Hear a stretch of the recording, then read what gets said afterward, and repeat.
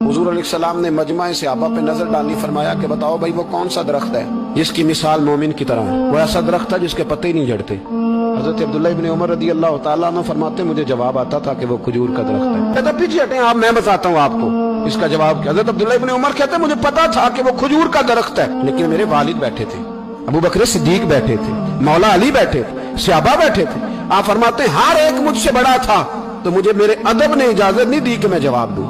अल्लाह करे मेरी इस बात आपकी समझ में आए। सवाल का जवाब मुझे आता था, लेकिन अदब का तकाजा था कि मैं बड़ों की मौजूदगी में जवाब न दूं। हुजूर ने दोबारा पूछा, सहाबा खामोश रहे, तो फरमाया मैं बताऊं? या रसूलल्लाह बताइए। तो महबूब फरमाने लगे वो खजूर का दरख्त है। नबी करीम ने हज़रत अब्दुल्लाह इब्न उमर की तरफ मोड़ के देखा, फरमाया मेरे गुलामों वो दरख्त है खजूर का।